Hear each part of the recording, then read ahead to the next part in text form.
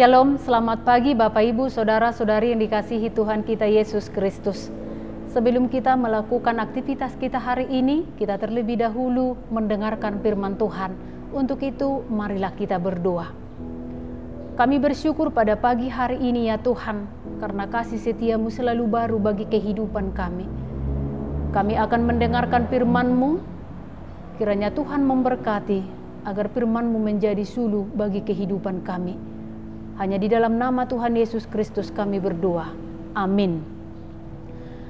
Firman Tuhan untuk kita hari ini, Selasa 21 September 2021, tertulis dalam Amsal pasal 26 ayat 21. Seperti arang untuk bara nyala dan kayu untuk api, demikianlah orang suka bertengkar untuk panasnya perbantahan. Demikianlah firman Tuhan. Bapak, Ibu, Saudara-saudari yang dikasihi Tuhan kita Yesus Kristus, dalam kehidupan kita ini, pasti kita pernah menghadapi sebuah konflik dengan orang lain. Konflik itu bisa terjadi di dalam keluarga, misalnya antara suami dan istri, antara orang tua dengan anak, antara saudara dengan saudara. Konflik itu bisa juga terjadi di kantor tempat kita bekerja. Dan kalau mau jujur, di tengah-tengah gereja pun konflik itu sering terjadi. Konflik itu terjadi karena ada perbedaan pendapat dan pandangan antara dua pihak. Perbedaan itu sebenarnya tidak salah. Secara positif perbedaan itu bisa saling melengkapi. Tetapi perbedaan itu sering disikapi sebagai konflik, sehingga menimbulkan pertengkaran antara pihak-pihak yang berbeda pendapat. Pertikaian antara kedua belah pihak dapat menjadi lebih tidak terkendali ketika ada orang yang ikut campur dalam persoalan tersebut. Jika awalnya hanyalah perbedaan dengan antara dua pihak, maka pihak yang ikut campur dalam persoalan itu akan membuat menjadi runyam. Oleh karena itulah, penulis Amsal mengatakan bahwa orang yang ikut campur dalam pertengkaran orang lain akan menjadi runyam bagi dirinya. Sama seperti menangkap telinga anjing yang sedang berlari, maka anjing itu akan menggigitnya dan anjing itu akan menyerang dia. Maka lewat firman Tuhan hari ini juga diingatkan kepada kita. Maka janganlah menjadi pihak yang menyampuri masalah orang lain jika hanya untuk memperburuk masalahnya.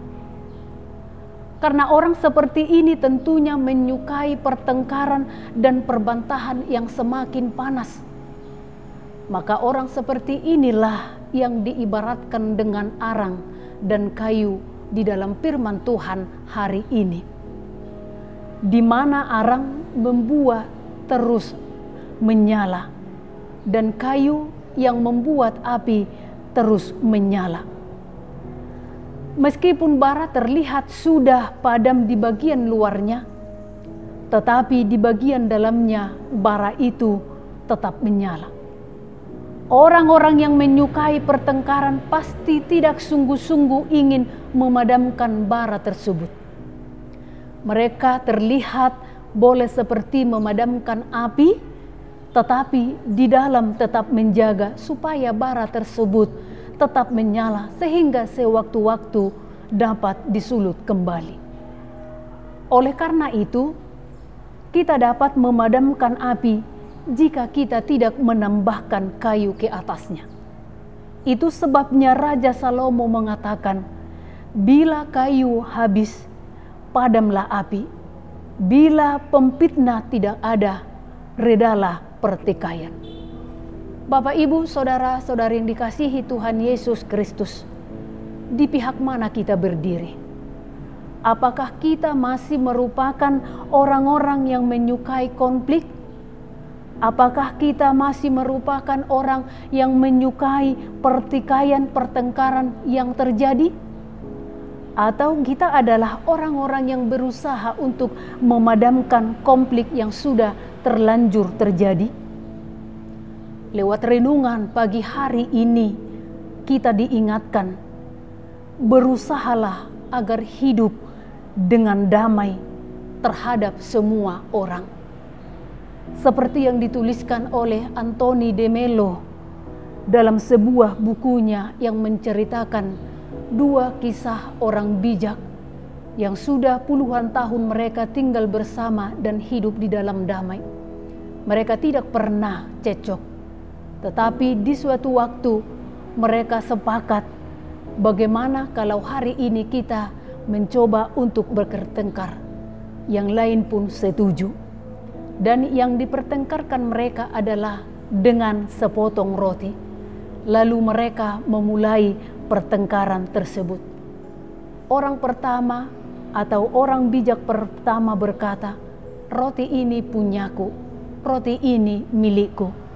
Maka orang bijak kedua menyahut, tidak apa-apa, silahkan saja ambil semua.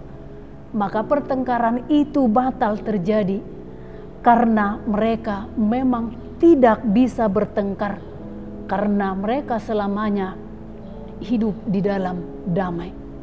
Oleh karena itu, Bapak, Ibu, Saudara yang dikasihi Tuhan Yesus Kristus, Tuhanlah yang menguatkan hidup di dalam kedamaian, supaya kita bisa menjauhi pertengkaran dalam hidup kita ini. Amin. Kita berdoa. Terima kasih ya Tuhan Yesus, terima kasih buat firman-Mu pada hari ini yang sudah mengingatkan kami, supaya kami hidup di dalam damai, dan supaya kami juga menjauhi pertengkaran dari kehidupan kami ini. Karena Tuhan menyenangi kami hidup di dalam damai, karena Tuhanlah menjadi teladan bagi kehidupan kami. Tuhan Yesus Kristus berkati seluruh jemaat-Mu dimanapun mereka berada. Berkati segala pekerjaan tangan mereka hari ini. Sembuhkanlah yang sedang dalam keadaan sakit, dan kuatkanlah yang sedang dalam pergumulan, dan hiburkanlah yang sedang dalam berduka. Serta pulihkanlah Tuhan bangsa dan negara kami ini yang sedang menghadapi COVID-19. Hanya di dalam nama Tuhan Yesus Kristus kami berdoa. Amin.